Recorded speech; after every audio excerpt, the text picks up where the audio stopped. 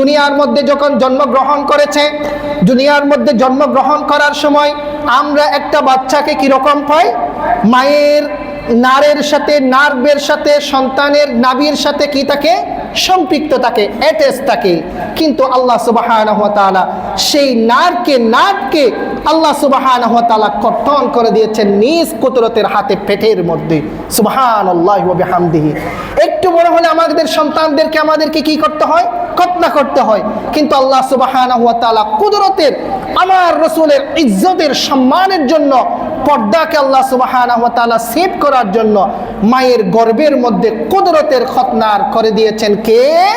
আল্লাহ সুবহানাহু ওয়া তাআলা। দুনিয়ার মধ্যে ভূমিষ্ঠ হলেন। দুনিয়ার মধ্যে যখন ভূমিষ্ঠ হয়েছে, মা আমিনা বলছেন, আমি রাসূলুল্লাহ আমার ছেলে মুহাম্মদকে দুনিয়াতে প্রসব করার সময়, একটা ছেলে সন্তান দুনিয়ার মধ্যে প্রসব করার সময় কত কষ্ট হয় যে মা সে ছাড়া আর কেউ বুঝে না। মায়ের কত কষ্ট হয়। মা আমেনা বলছে, আল্লাহর কসম, জাতে পাকের কসম করে বলছে, আমি মা আমেনা, আমি আমার ছেলে মুহাম্মদকে দুনিয়াতে আমি প্রসব করার সময় আমার বিন্দু পরিমাণ, একটা পিঁপড়ার কামড়ের পরিমাণ আমার কষ্ট সহ্য করতে হয় নাই। সুবহানাল্লাহি ওয়া বিহামদিহি। তিনি হচ্ছে আমাদের রাসূল করিম সাল্লাল্লাহু আলাইহি ওয়াসাল্লাম। দুনিয়ার মধ্যে জন্মগ্রহণ করেছেন, ভূমিষ্ঠ হয়েছেন। আমি আপনি দুনিয়ার মধ্যে ভূমিষ্ঠ হয়ে কি করি? কান্না করেছি, কিছুই জানি না। আল্লাহ রাসূল সাল্লাল্লাহু আলাইহি ওয়াসাল্লাম দুনিয়াতে ভূমিষ্ঠ হওয়ার পরে সর্বপ্রথম একটা সিজদা দিলেন। সর্বপ্রথম সিজদা দিয়ে শুকর এবং সুজুদ আদায় করেছেন কার? আল্লাহ সুবহানাহু ওয়া তাআলা। সবাই আশ্চর্য হয়ে গিয়েছে, কিরে বাচ্চা তো ভূমিষ্ঠ হলে কান্না করে, প্রসব হওয়ার পরে কান্না করে, এই ছেলে কিভাবে কপাল মাটির মধ্যে ঝোঁকাতে পারে, লাগাতে পারে? সবাই আশ্চর্যান্বিত হয়ে গেলেন। এইদিকে আল্লাহ সুবহানাহু ওয়া তাআলা নির্দেশ দিলেন, হে জিবরাইল, হাদিস শরীফের মধ্যে রয়েছে, হে জিবরাইল তুমি যাও, তুমি গিয়ে আব্দুল্লাহর ঘর যেটা আছে মা আমেনার ঘর, তুমি ঘরের ছাদকে দ্বিখণ্ডিত করে দাও। সুবহানাল্লাহি ওয়া বিহামদিহি। মা আমেনা সরাসরি দেখছে, যারা ঘরের মধ্যে তখন ছিল সবাই দেখছে ঘরের ছাদ দ্বিখণ্ডিত হয়ে গেছে। আসমান পর্যন্ত, আকাশ পর্যন্ত সব তারকারাজি দেখা যাচ্ছে। আসমান পর্যন্ত আকাশের কুয়াশা ঘরের ভিতর ঢুকছে, সবাই দেখছে। মা আমেনা দেখছে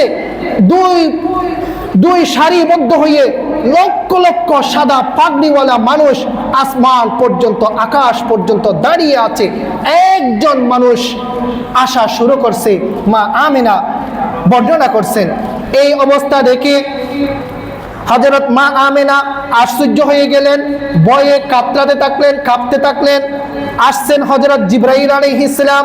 হযরত জিবরাইল আলাইহিস সালাম এসে মা আমেনাকে বললেন, মা আমেনা, ও আমেনা, তুমি ভয় করবে না, আমি অন্য কোনো কিছু নয়, আমাকে আল্লাহ সুবহানাহু ওয়া তাআলা, আপনার খালেক স্রষ্টা আমাকে পাঠিয়েছেন এই মুহাম্মদুর রাসূলুল্লাহ মুহাম্মদকে এই দুনিয়া থেকে কিছু সময়ের জন্য গায়েব করার জন্য। কি করার জন্য? গায়েব করে দেওয়ার জন্য। আল্লাহ সুবহানাহু ওয়া তাআলা নির্দেশ দিয়েছেন, 3 মিনিটে দুনিয়ার মধ্যে এসেছে, 2 মিনিটের মুহাম্মদ, 3 মিনিটের মধ্যে, তৃতীয় মিনিটের মধ্যে মুহাম্মদকে পুরো পৃথিবীর মধ্যে সফর করে নিয়ে আসো। পূর্ব মেরু থেকে পশ্চিম মেরু, উত্তর মেরু থেকে দক্ষিণ মেরু, সব জায়গায় প্রদক্ষিণ করে ঘুরে নিয়ে আসো, যেন আমাকে কোনো আমার সৃষ্টি যাতে বলতে না পারে আমি সরওয়ারে কায়নাত, সরদারে দু আলম, শেষ এবং শ্রেষ্ঠ নবীকে আমি তো চিনতে পারি নাই, আমি তো চিনি নাই, আমি তো দেখি নাই, এইরকম বলে আমি আল্লাহ সুবহানাহু ওয়া তাআলার কাছে আমাকে যাতে কেউ অভিযোগ করতে না পারে, তৃতীয় মিনিটের মধ্যে পুরো পৃথিবীর মধ্যে চন্দ্র, সূর্য, গ্রহ, নক্ষত্র সবগুলো মুহূর্তের মধ্যে ঘুরিয়ে নিয়ে আসো। সুবহানাল্লাহি ওয়া বিহামদিহি।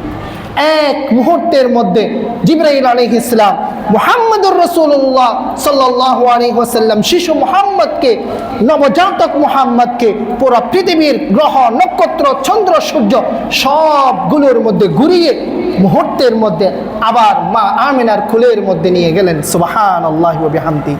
তিনি হচ্ছে আমাদের রাসূলুল্লাহ সাল্লাল্লাহু আলাইহি ওয়াসাল্লাম। সম্মানিত মুসল্লিয়ান ইকরাম, আজকে এতটুকু পর্যন্ত রইল। ইনশাআল্লাহ সিরা রাসূল করিম সাল্লাল্লাহু আলাইহি ওয়াসাল্লামের সিরা এই রবিউল আউয়াল মাসের মধ্যে চলবে ইনশাআল্লাহ। আপনারা আগে আগে মসজিদে চলে আসবেন। আমাদের বাচ্চা থেকে শুরু করে বৃদ্ধ পর্যন্ত সবারই রাসূল করিম সাল্লাল্লাহু আলাইহি ওয়াসাল্লামের এই জিনিসগুলো আমাদেরকে জানতে হবে, আমাদেরকে আমল করতে হবে। আমরা কোন নবীর উম্মত, এই লেকচার যদি আপনারা না শুনেন তাহলে আপনারা বুঝতে পারবেন না আমাদের কি মর্যাদা সম্মান ওনার আল্লাহ পাক রেখেছেন, সেটা আমরা কখনো বুঝতে পারবো না। আল্লাহ পাক আমাদেরকে বুঝার, আমল করার এবং রাসূল করিম সাল্লাল্লাহু আলাইহি ওয়াসাল্লামের রেখে যাওয়া সেই আদর্শকে আমাদেরকে বুকে লালন করে আমাদেরকে কাল হাসরের ময়দানে রাসূলের সুপারিশ নিয়ে আমাদেরকে জান্নাতে যাওয়ার তৌফিক দান করুন। ওয়া মা তৌফিকি ইল্লা বিল্লাহ, আলাইহি তাওয়াক্কালতু ওয়া ইলাইহি